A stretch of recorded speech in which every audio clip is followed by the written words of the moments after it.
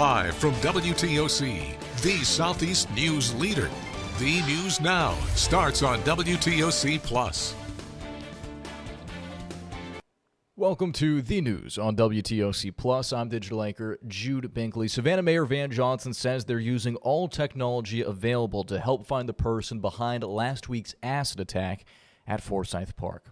It's been 6 days since the attack left a woman with second and third degree chemical burns, but now Savannah police are speaking with their biggest person of interest. That person's relation to the attack is currently unknown, but that was the photo that SPD gave to the public. They did come to SPD voluntarily, and they have not been detained or given any criminal charges. Now, we did ask Mayor Van Johnson about the investigation, and he did address safety concerns from the public, which have kept some residents from going on walks at night. How do you prepare for something like this?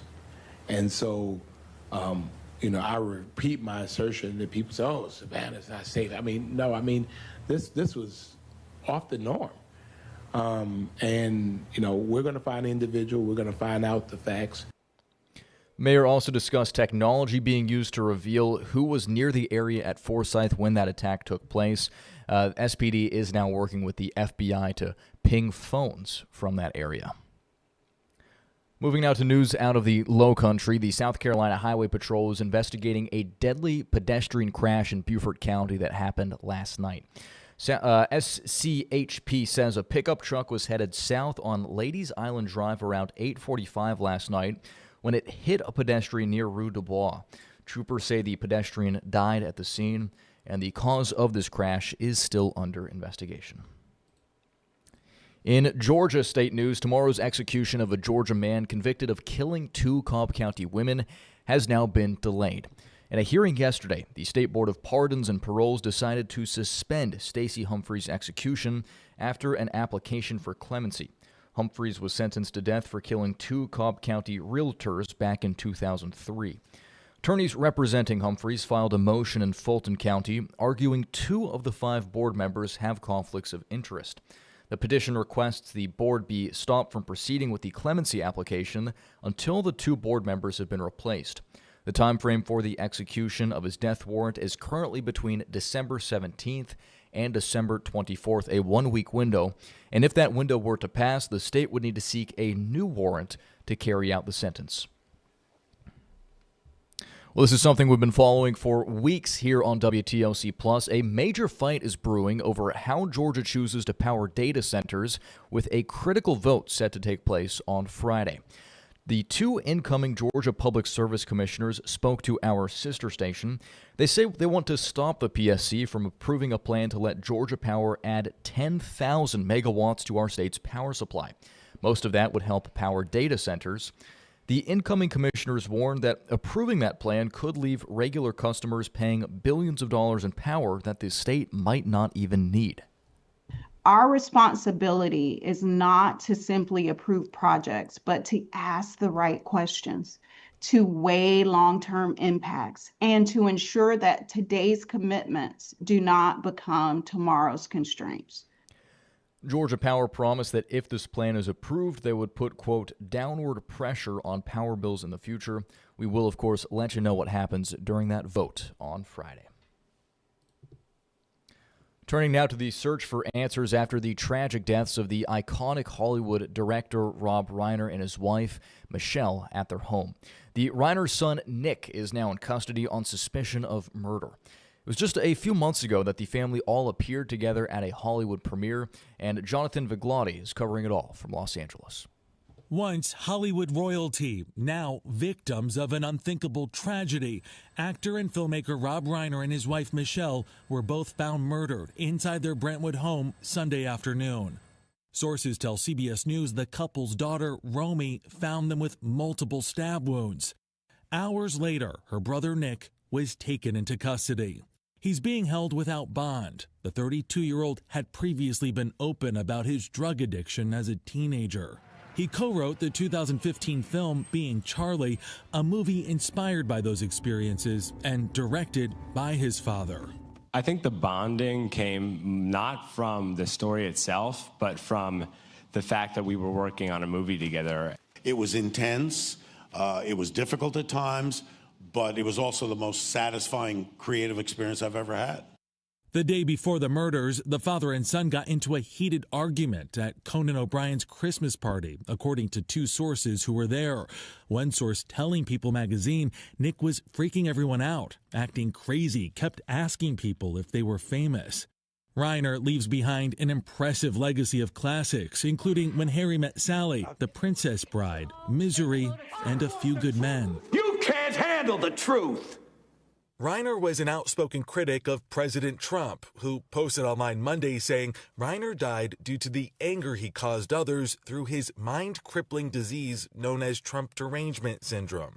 When asked if he'd retract his comments, the president doubled down. So I was not a fan of Rob Reiner at all. Condemnation of the president's comments coming from both Democrats and Republicans. Republican Congressman Thomas Massie responding, regardless of how you felt, this is inappropriate and disrespectful discourse about a man who was just brutally murdered.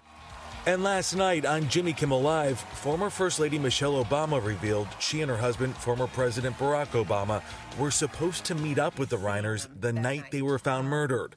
She also, without naming him, condemned President Trump's remarks over the killings. Unlike some people, Rob and Michelle Reiner are some of the most decent, courageous people you ever want to know. And they cared about their family, and they cared about this country, and they cared about fairness and equity. And that is the truth. I do know them. And the DA's office has until tomorrow to formally file charges. Nick Reiner remains in custody. It is unclear if he has an attorney. Jonathan Vigliotti, CBS News, Los Angeles. Well, from the president of Ukraine to current U.S. senators, deep fake copies of well-known politicians are becoming increasingly more common and complex. And there's real concern those deep fakes could impact elections. So the big question is, who's stepping in to police fake humans? Well, senior national investigative reporter Josie Sturman looks at state-by-state attempts to regulate political AI as the Trump administration calls for a rollback of what it's calling cumbersome state laws. We've heard it over and over again. Seeing is believing. But in the age of artificial intelligence, can you really believe what you see? Not always computer-generated meat, because AI keeps getting better and better at making fake versions of real people. So experts tell us this is where we have to draw the line before imposter humans do serious harm to our democracy. Wow. The danger of what I call fake AI people or counterfeit people is really big. Jeremy Carrasco is a genuine, very real person with very real concerns about the future of artificial intelligence. If it gains the ability to make a perfectly undetectable human in video form, it becomes incredibly powerful. AI is already getting extremely close. Human deepfakes are all over the internet, with people's voices and faces replicated so well, it can be hard to tell what's real. That's where Jeremy comes in. I feel a responsibility because I can see the differences and not everyone can. People send me videos all the time. And so this former piano teacher is now playing social media educator. The tells like the frame rate and the light and the movement are red flags for me. He's using his skills as an encoding engineer to school the masses on TikTok. With AI video this good and simple, how do you figure it out? Racking up high view counts as he breaks down the fine details of videos that blur the lines of reality and spark debate. A lot of this is something that anyone can spot given the right practice, essentially. But as AI advances, it's getting harder to keep up. Just like counterfeit money was illegal when money was invented, now we have this new influx of counterfeit humans flooding the zone. And what happens when there's counterfeit money is people have to look at every $20 bill. Like, that's not something we can do. And let's be honest, that's not something everyone wants to do, which could create problems when it comes to politics. Given the country's deep divide, experts say many people deliberately choose to believe what they see. People want to assume the worst thing about opponents, and so if you see a negative image of a Joe Biden or a Donald Trump, And if you agree with that message, you're going to accept that as a statement of fact, even if it's fake. Daryl West is an author and researcher with the Brookings Institution in D.C. For years, he's been looking at the connections between AI, disinformation, and democracy. If we don't address this problem, we are risking American democracy, because democracy requires compromise and negotiation. It involves respect for people with opposing points of view. If we have manipulated images, that fuels extremism. It makes polarization worse. It makes us hate our neighbors even more than we do already. That's a basic problem. Our democracy cannot survive unless we deal with this issue. West says tech companies could deal with it by being more serious about content moderation, pulling down deepfakes, especially because of their potential impact on voters and elections. Right now, though, no one's making them. There are a number of things that policymakers could do. It's just nationally, we haven't done any of those things. Congress has not passed any significant legislation in this area. The time for talking is past. We need action. Congressional leaders have tried. U.S. Senator Amy Klobuchar, a victim of a recent deepfake with vulgar descriptions about an actress that went viral, has co-sponsored bills trying to put up guardrails that would help curb AI deception. I've just been shocked that we are all sitting by like observers. One of her proposals would require disclaimers on political ads generated with substantial help from AI to alter images, video, and audio, giving voters a reality check. When it comes to these fake political videos, the fact that we're not even passing something that says digitally altered for the ones that are constitutionally would be protected. Right now, that protection is piecemeal and largely depends on where you live. Our national investigative team looked at regulations nationwide, finding at least a dozen states have already passed AI disclosure laws related to political candidates. Some include specific rules for language, saying the content has been manipulated, altered, or generated by AI. Requirements that wording be a certain size or lay directly over top of a deepfake. Regulations that ban dissemination of AI content for specific time periods before and after elections. And some even give candidates depicted without a disclaimer the option to seek damages. We need to understand we're in a different world now. With the new digital tools, there are so many ways you can manipulate audio, video, and other types of things. And so people need to learn how to evaluate information in this digital world. So this is a good example of a meme account that's using AI, and every single post is a press conference. With real people. With real people. Jeremy Carrasco is doing his part to help them. Despite the controversies it creates, he sees political content as an on-ramp to conversations about AI. But he's not trying to sway voters or even say definitively when something is a deepfake. He just wants the audience to have the skills to figure it out themselves. Use these very viral and controversial moments as teaching opportunities rather than, passing judgment. The goal is to teach, it's to educate, it's to give people the tools they need to do it, because en masse, that's what's going to be more effective. President Trump recently issued an executive order directing the Department of Justice to sue states that actually have artificial intelligence laws, but we're already seeing pushback from that, with states saying they're going to challenge that order in court. So, Jude, this is all going to be up in limbo. And Josie, that story had expert perspective on recognizing hallmarks of AI and the content we see online. What are some of the red flags we should look out for? One of the biggest red flags is if it just looks too perfect. You saw that version of me at the beginning of the story that just doesn't look quite right.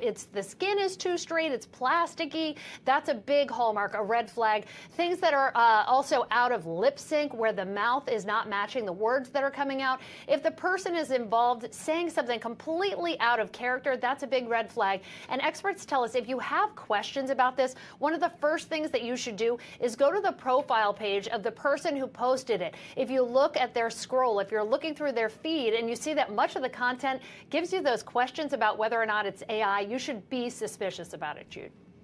And your team looked at laws related to AI and potential election impacts. What stood out the most to you? I think the most surprising thing in our evaluation of the laws is the time frames that exist in some of these states. They're actually putting barriers on when some of this advertising can air, sometimes putting it not only before an election, but also after. And they're also making very specific stipulations about the size of the font that has to be used on something, or how often a disclaimer has to be read. So they're being very specific because they really want to give voters a reality check when it comes to these political ads. And Josie, finally, just laws aside, can you talk to us a little bit about the role we all play in understanding AI and really the importance of educating ourselves about this emerging technology? So AI is developing so rapidly that we've only got three things to depend on: Congress to regulate it, or potentially our own states to deal with it, or the tech industry to crack down and take down some of these blatant AI examples that we're seeing on the internet. And if we're not going to get those two things, the only thing we can depend on is ourselves. So if we don't know how to recognize AI looking at it, if we don't teach ourselves those red flags and really carefully evaluate this content, then we're failing ourselves. So we've got to rely on the information that experts give us, take a real close look at this advertising that's happening, and if it looks too good to be true, it likely is. All right, well, Josie Sturman, thanks for joining us with that investigation.